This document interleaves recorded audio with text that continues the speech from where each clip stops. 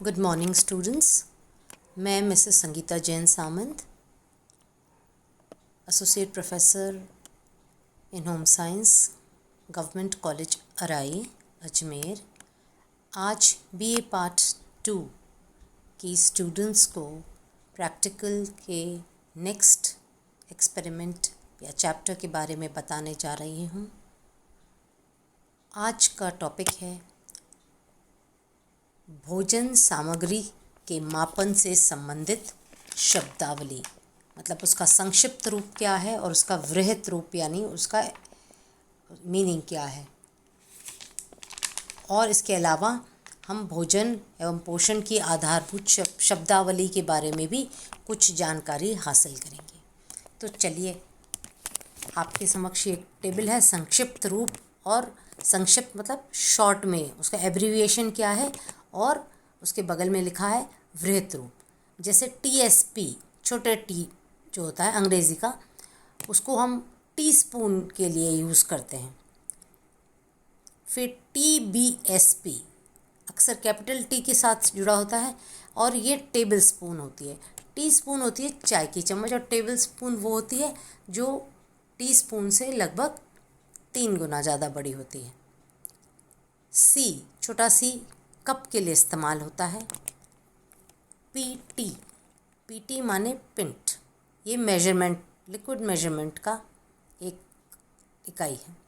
फिर क्यूटी यानी क्वार्टर, चौथाई, मतलब क्वार्टर से मतलब चौथाई।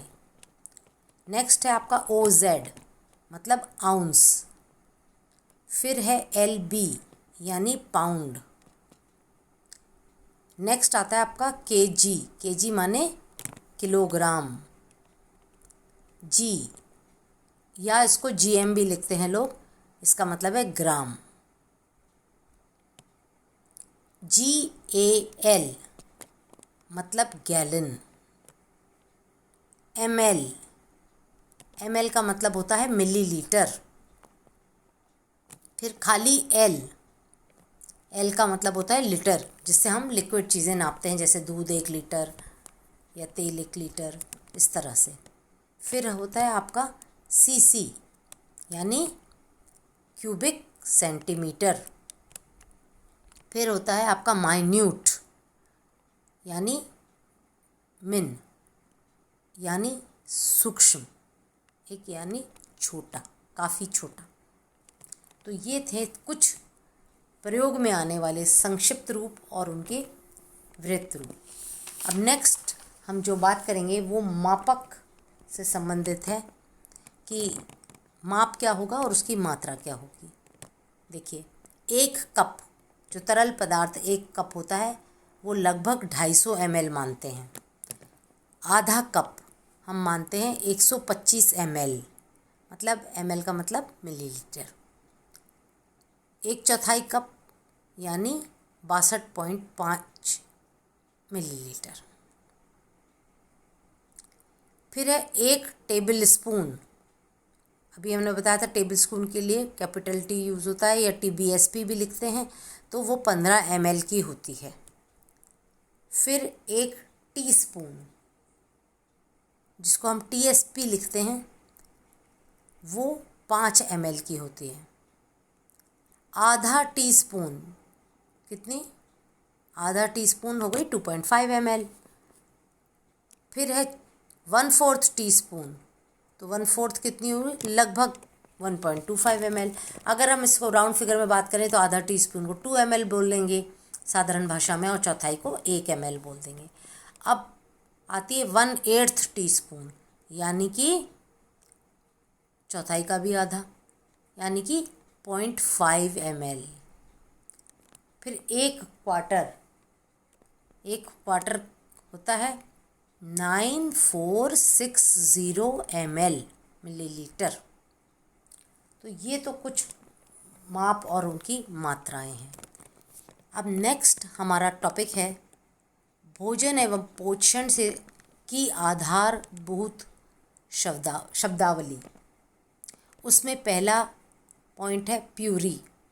फल एवं सब्जियों को बहुत अच्छी तरह से उबालकर जब हम काढ़ा सा बना लेते हैं, मतलब उसको इतना वो कर लेते हैं, उबाल कर उसको मैश कर करके उसका एक कर लेते हैं, तो वह चीज़ कहलाती है प्यूरी। अक्सर टमाटर की प्यूरी सब्जियों में इस्तेमाल की जाती है या सूप वगैरह में इस्तेमाल की जाती है। नेक्स्ट है छौंक। घी अथवा तेल को गर्म करके साबुत एवं पिसे हुए मसाले डालकर उन्हें सुनहरे होने तक पकाना छौंक कहलाता है। फिर यह छौंक दाल या सब्जी में डाल दिया जाता है। तीसरा, स्टॉक। सब्जियों अथवा अन्य किसी पदार्थ को जब खुले पानी में खूब उबलने या अन्य पदार्थ का संपूर्ण रस उस पानी में आने पर उसे छान कर अलग कर लिया जाता है, तो हम उसे स्टॉक कहते हैं। यानी कि सब्जियां और या जो भी चीज़ आप जिसका भी स्टॉक बनाना चाहते हैं, हो सकता है मीट का बनाएं, हो सकता है सब्जियों का बनाएं, तो इसको इतना उबालें कि उसका रस उस पानी में आ जाए और फिर उसे छान दिया जाए। तो जो पानी जो है जिसमें रस आ गया है उसको हम स्टॉक कहते हैं और उसको हम काफ़ी चीज़ों में इस्तेमाल भी करते हैं। नेक्स्ट है मिश्रण। मिश्रण जैसे बेसन, आटा, मैदा को तरल पदार्थ जैसे दूध, छाछ, पानी के साथ मिलाकर अच्छी तरह से मिक्स करने पर जो अर्ध तरल पदार्थ बनता है उसे मिश्रण कहते हैं। जैसे हम बेसन के लिए पकौड़े का घोल बनाते हैं तो वह मिश्रण है। नेक्स्ट आता है बेकिंग। भोज्य पदार्थों को सूखी गर्मी देकर जब एक विशेष प्रकार के उपकरण जैसे कि तंदूर या ओवन में पकाया जाता है तो वह क्रिया बेकिंग कहलाती है। यानी या तो हम तंदूर का इस्तेमाल करेंगे या हम ओवन का इस्तेमाल करेंगे और सूखी गर्मी दे करके उसमें कुछ भी पका सकते हैं। नेक्स्ट आपका आता है उबालना। पानी को जब हम एक तरल माध्यम की तरह पदार्थ को जब उसमें पकाया जाता है तो उसे उबालना कहते हैं। इसमें जल का तापमान 100 डिग्री सेंटीग्रेड होता है।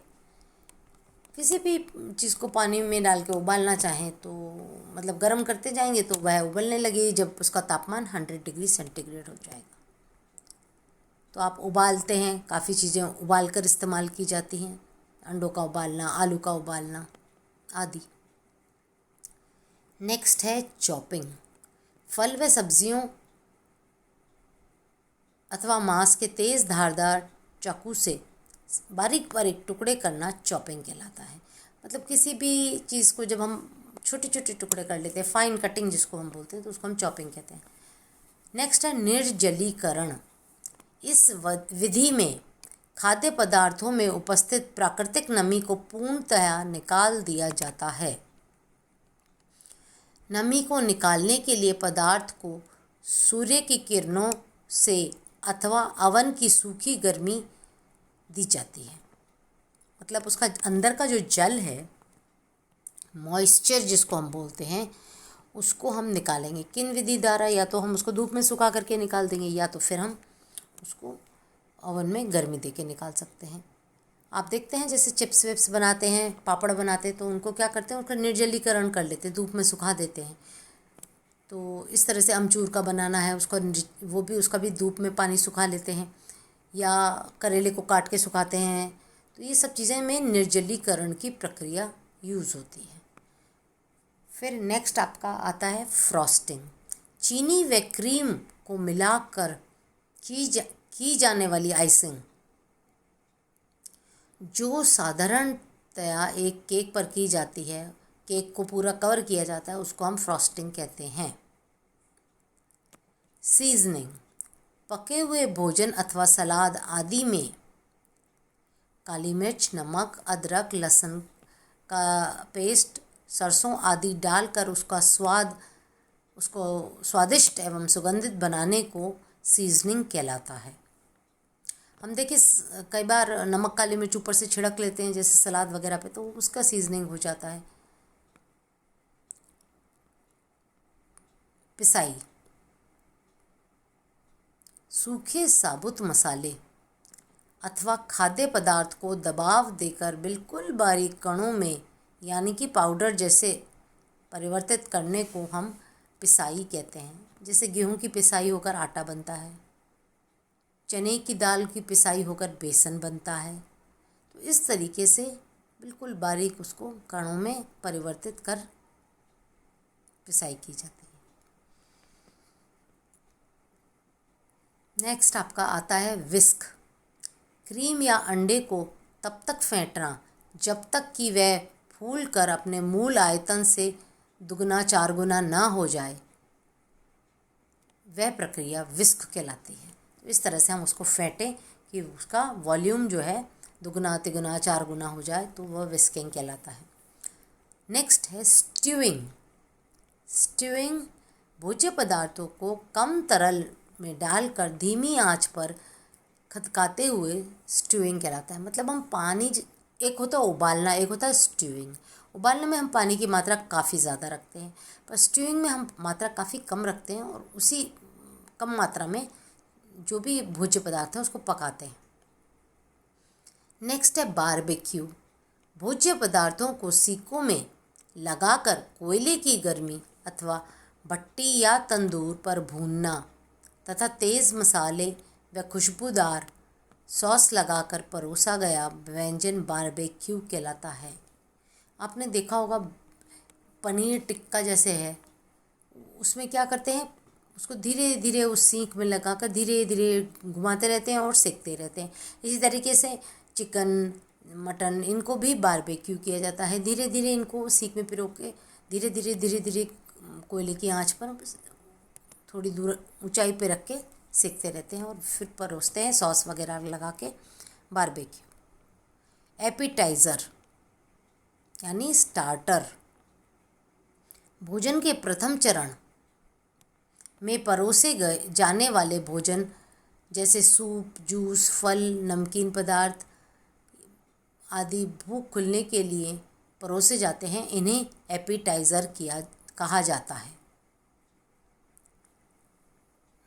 जैसे आप देखते हैं, हम कभी किसी फंक्शन में जाते हैं, शादी में, पार्टी में या वैसे खाने पर, तो पहले कभी जलजीरा दिया जाता है, कभी कैरी का पन्ना दिया जाता है, कभी कुछ लोग कोल्ड ड्रिंक देते हैं, कोई सूप देता है, कई लोग वो सीख में पिरो कर छोटी छोटी चीज़ें फ्राइड कुछ बना के देते हैं आपको। तो इस तरह से ये चीज़ें आपकी एपिटाइज़र में आती हैं।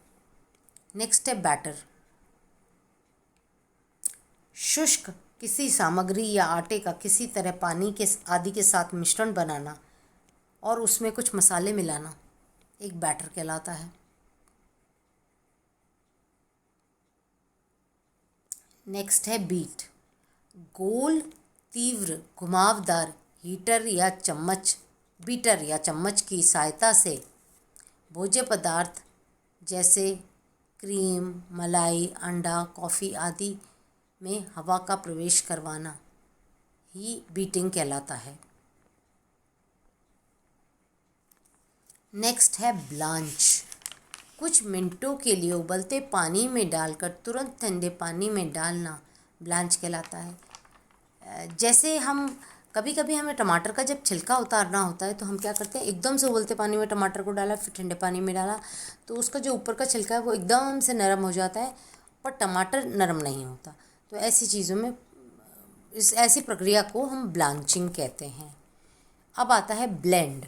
अच्छी तरह से मिलाना कि जो भी आप पदार्थ एक साथ मिला रहे हैं वे एक तार हो जाए, एक जैसे हो जाएं, बिल्कुल सही हो जाए। तो इस तरह से जैसे ब्लेंड करके हम क्या बनाते हैं, मैंगो शेक, ठीक है, आम का शेक जिसको हम कहते हैं, और भी बनाना का शेक, ये ब्लेंड करके ही बनते हैं।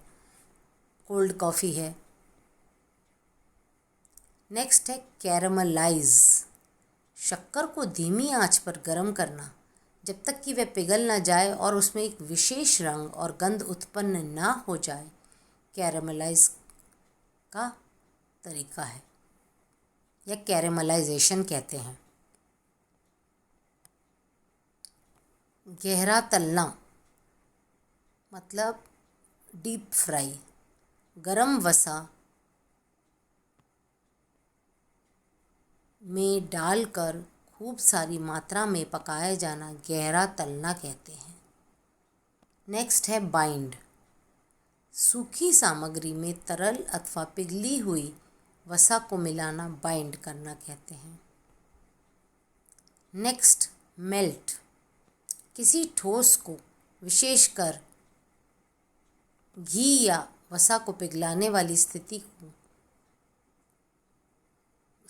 तक गर्म करने को मेल्ट करना कहते हैं। नेक्स्ट आपका आता है वसा। घी, मक्खन, तेल आदि के लिए हम वसा शब्द का प्रयोग करते हैं। जैसे कि चिकनाहट में आपके ये सारी चीज़ें आती हैं और वसा माने फैट। नेक्स्ट होता है गार्निश। भोजन को आकर्षित बनाने के लिए जो सजावट की जाती है उसको कहते हैं गार्निशिंग। अब भोजन में सजावट किस प्रकार की होगी? जैसे धनिया की हो जाएगी, पुदीने की हो जाएगी, नींबू की हो जाएगी। तो इस तरह से गार्निशिंग होती है। नेक्स्ट है ग्रेट।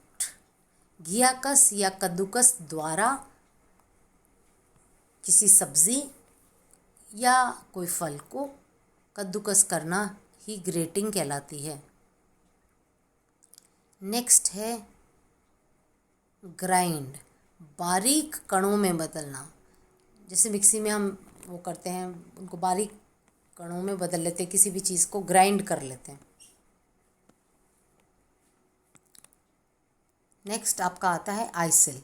शक्कर व क्रीम की सहायता से ढकने की प्रक्रिया आइसिल कहलाती है। रोस्ट। थोड़ी सी मात्रा को बिना वसा के बेक करना रोस्टिंग कहलाती है। डो। आटे व